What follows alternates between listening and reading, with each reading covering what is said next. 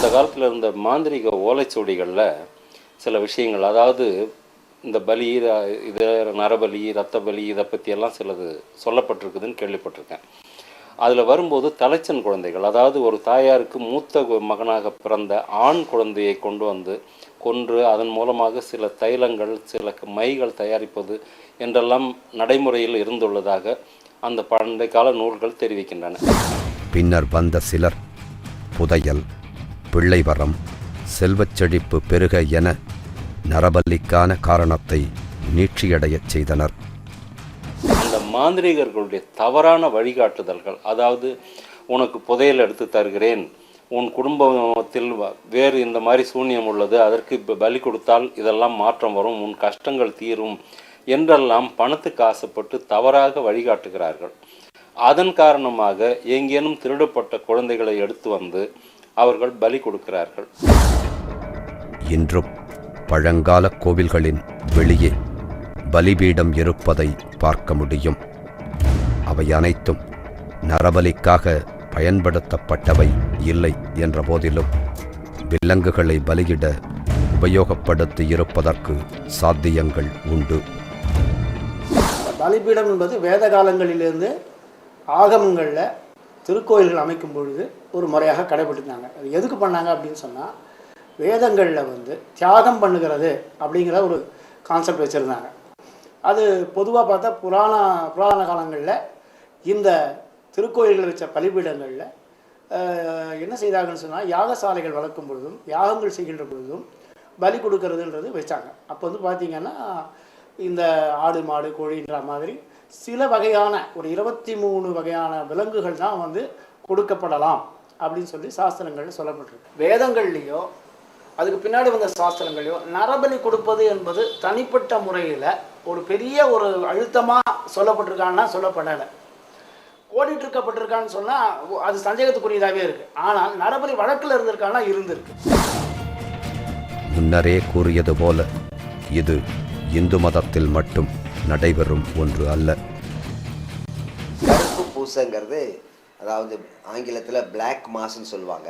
இயேசு இறக்கிறதுக்கு முன்னால் தன்னுடைய உடலையும் இரத்தத்தையும் மக்களுக்கு கொடுத்து அதன் வழியாக மீட்பு உண்டு, ரட்சணை உண்டுன்னு சொன்னார். ஆனால் மத்திய காலத்தில், அதாவது 12, 13ஆம் நூற்றாண்டில் இதை யாரோ ஒருத்தங்க தவறாக பயன்படுத்துவதற்காக ஒரு சடங்கு மாதிரி, அதாவது ரகசியமான ஒரு சடங்கு மாதிரி தொடங்கினாங்க.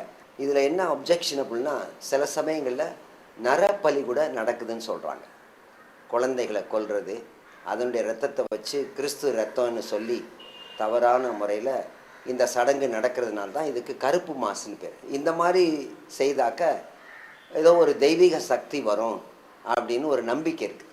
கடவுளின் பெயரால் நடைபெறும் இத்தகைய கொடுஞ்செயல்கள் சமூகத்தின் மூலையில் எங்கோ ஒளிந்திருக்கும் முரட்டுத்தனமான மூட நம்பிக்கையையே காட்டுகிறது.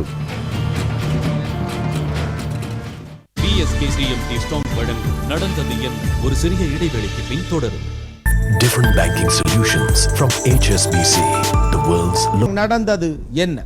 பிக் பாக்கெட் அடிக்கிறவர்கள் எப்படி நுணுக்கமாக அதை திருடுகிறார்கள், அதற்காக அவர்கள் விரல்களுக்கெல்லாம் பயிற்சி கொடுக்கிறார்கள் அப்படிங்கிற விஷயம் பற்றி நம்முடைய நிகழ்ச்சியிலேயே காட்டியிருந்தோம்.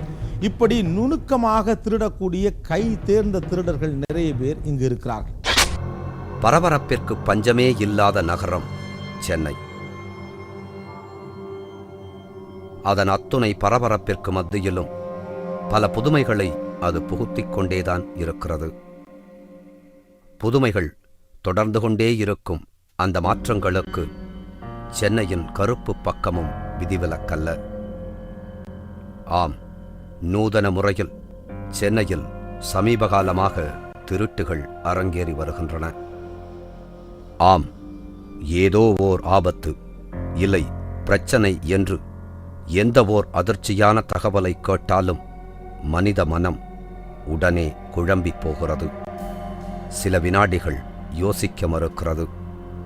அப்படி கவனம் சிதறிய அந்த சில வினாடிகளை குறிவைத்துதான் இந்த திருட்டுகள் நடத்தப்படுகின்றன. டைவர்ட்டிங் அட்டென்ஷன் என்று சொல்லப்படும் இந்த வகை திருட்டுகளுக்கு சமீபத்திய பலி நடிகை சத்யபிரியா. வெள்ளித்திரையிலும் சின்னத்திரையிலுமாய் மாறி மாறி நடித்து உழைத்து சம்பாதித்த பணம் கண்ணெதிரே திருடுபோன அதிர்ச்சியில் இருந்து இன்னும் மீளாமல் இருக்கிறார் நடிகை சத்யபிரியா. செல்ஃப் டிரைவிங் தான் சத்யபிரியா எப்பொழுதும் விரும்புவது. விரைவில் தன் மகளுக்கு திருமணம் வைத்திருக்கும் சத்யபிரியா அன்று நல்ல நாள் என்ற நம்பிக்கையில் திருமணத்திற்கு தேவையான நகைகளை வாங்கவும் தெரிந்தவர்களுக்கு பத்திரிகையை கொடுக்கவும் காரில் கிளம்பியிருக்கிறார். என் டாக்டர் மேரேஜுக்கு வேண்டிய மாங்கல்யம், அந்த மாதிரி மங்களகரமான சமாச்சாரங்கள் அன்றைக்கி ஒரு நல்ல நாளாக இருக்கிறதுனால நான் டெலிவரி எடுத்துக்கிறேன்னு சொன்னேன். அதுக்காக தான் அவ்வளோ காசு என் பேக்கில் வச்சுக்க வேண்டியதாக இருந்தது. இந்த ஷாப்பிங் அவங்களுக்கு பே பண்ண வேண்டிய அமௌண்ட்டு, அதுக்காக ஒரு 3 மணி அளவில் என் சிஸ்டர்லாவை கூட கூட்டிகிட்டு ஷாப்புக்கு போயிருந்தேன். தெரிந்த சொந்தங்களுக்கு பத்திரிகை கொடுத்து முடித்துவிட்டு வீடு திரும்பிக் கொண்டிருந்தார் சத்யபிரியா. வரும் வழியில் சென்னை பாண்டி பஜாரில் உள்ள ஒரு ஹோட்டலில் இரவு உணவை வாங்கச் சென்றிருக்கிறார். உணவுக்கு பணம் கொடுத்து கொண்டிருக்கையில் அவரது கார் கண்ணாடியை தட்டி கீழே சில 10 ரூபாய் நோட்டுகளை காட்டி அது அவருடையதா என ஒருவன் கேட்டிருக்கிறான். எப்போவுமே என் கூட என் டாக்டரோ என் சிஸ்டர்லாவோ என் ஃப்ரெண்ட்ஸ் யாராவதோ இந்த மாதிரி தான் இருப்பாங்க. பக்கத்துலேயே ஒரு ஜூஸ் கடை இருக்குது. ஜூஸ் சாப்பிட்டு ஃபுட் ஆர்டர் பண்ணிவிட்டு எடுத்துகிட்டு வீட்டுக்கு போயிடுவேன். அன்றைக்கி என்னுடைய துரதிருஷ்டம், பேட் டைம், நான் மட்டும் தனியாக இருந்தேன். கார் ஏசி ஆன்லேயே இருந்தது, நான் காருக்குள்ளேயே இருந்தேன். பில் எடுத்துகிட்டு வந்து கொடுத்தான். அது ஒரு 200 ருபீஸ் சில்லற என்னமோ ஆச்சு. அந்த பேக் எடுத்து, அந்த பிளாக் பேக், அந்த பேக்குள்ளே ஒரு சின்ன பவுச் இருக்கும். அந்த பவுச்சை எடுத்து பார்த்தேன், 100s இல்லை. ஸோ அந்த 1000 ருபீஸ் கட்டு வெளியே எடுத்து அதுலேருந்து ஒரு 1000 ருபீஸ் நோட் எடுத்து அவனுக்கு கொடுத்தேன். அந்த பேக்லேருந்து பவுச் எடுத்து நோட்டு கொடுத்தேன். திரும்பி அந்த நோட்டு கட்டு வந்து பவுச்சில் வச்சு, பவுச்சு பேக்கில் வச்சு கண்ணாடி இறக்கணும். அவனுக்கு கொடுக்கறதுக்காக கண்ணாடி இறக்கியிருக்கேன். இது பேக்கில் வச்சதுக்கப்புறம் கண்ணாடி ஏற்றணும். That is the process. சாதாரணமாக நடக்கிறது. இந்த பர்ஸுக்குள்ளே நான் கட்டு வச்சேன். இன்னும் அது கூட அந்த பேக்குள்ளே கூட வைக்கலை. இந்த கண்ணாடி ஏற்றுறதுக்கு டைமும் இல்லை. இது வைக்கிறதுக்குள்ளே இந்த பக்கம் என் டிரைவிங் சீட்டில், நான் தான் செல்ஃப் டிரைவிங் சீட்லேருந்து உட்காந்ததுக்கு இந்த சீட்லேருந்து கதவு தட்டினாங்க. என்னன்னு கேட்டேன். ஒரு ஆட்டோ டிரைவர் மாதிரி இருந்தான். என்னன்னு கேட்டதுக்கு பணம் கிடக்குதுமா கீழே அப்படின்னு சொன்னான். அந்த ஒரு கணம் தன் கவனத்தை சிதற விட்டிருக்கிறார் நடிகை சத்யபிரியா. பணம் கீழே விழுந்து விட்டதே என்ற படபடப்போடு கீழே இறங்கி பணத்தை எடுத்து காருக்குள் ஏறி பார்த்தவருக்கு அதிர்ச்சி. காரில் இருந்த அவரது பையை காணவில்லை. அவரின் பணம் திருடு போயிருந்தது. அதுக்கப்புறம் தான் போலீஸ் சொன்னாங்க, டைவர்ட்டிங் த அட்டென்ஷன். நிஜமாகவே டைவர்ட் ஆகிட்டேன். எனக்கு என்னுடைய பைசா அங்கே விழுந்திருக்கலாம், விழுந்திருக்குமா, விழுந்திருக்கக்கூடாதே, இப்படி தாட்ஸ் எதுவுமே வரல. ஜஸ்ட் அவன் பணம் சொன்ன உடனே எந்த இருக்குங்கிற மாதிரி தான் நான் கண்ணாடி இறக்கி பார்த்தேன். பைசா இருந்தது, 10 ரூபாய் நோட்டு, ஒரு 10-15 கடந்தது. நான் இறங்கி கதவு திறந்து இறங்கி இப்படி எடுத்து திரும்பி இங்கே வைக்கிறதுக்காக சீட்டில் பார்க்குறேன். சீட்டில் பேக் கிடையாது. அப்போ கூட ஏதோ யாராவது எடுத்திருப்பாங்கங்கிற ஒரு சந்தேகம் கூட வரல எனக்கு. சீட்டு பக்கத்தில் அந்த டோருக்கும் சீட்டுக்கும் நடுவில் ஏதாவது விழுந்திருக்கலாம்னு சொல்லிட்டு மறுபடியும் இறங்கி சுற்றி போய் அந்த கதவை திறந்து பார்த்தேன், காணோம். அப்போ தான் எனக்கு ஸ்ட்ரைக் ஆச்சு, ஐ ஆம் டன், மோசம் போயிட்டேங்கிறது. ஒரு 50,000 to 60,000 ருபீஸ் கேஷ் இருந்தது. இது குறித்து சத்யபிரியா காவல்துறையில் புகார் அளித்துள்ளார். இப்படி சில சில்லறை பணத்தை கீழே போட்டு ஏமாற்றி திருடுவது மட்டுமல்ல, இன்னும் பல வகையில் நூதனமாக ஏமாற்றி திருடுகிறார்கள். கவனத்தை திசை திருப்பி கொள்ளையடித்தல் அப்படிங்கிறது ஒற்றை வரியில் சொல்லப்பட்டாலும் கூட அதற்குள்ள நிறைய தந்திரங்களையும் நுணுக்கங்களையும் வைத்து திருடர்கள் செயல்படுகிறார்கள். அப்படி என்னென்ன மாதிரியான நுணுக்கங்களை அவர்கள் கையாளுகிறார்கள், அவர்களிடமிருந்து நம்மை தற்காத்துக் கொள்வது எப்படி? இடைவேளைக்கு பிறகு. PSKCMT ஸ்ட்ராங் படன் நடந்தது என் ஒரு சிறிய இடைவேளைக்கு பின் தொடரும்.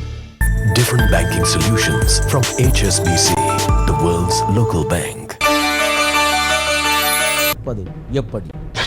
டைவர்ட்டிங் அட்டென்ஷன் திருட்டுகள் என்று சொல்லப்படும் இவ்வகை திருட்டுகள் மக்களின் கவனத்தை சற்றே திசை திருப்பி நடத்தப்படுபவை.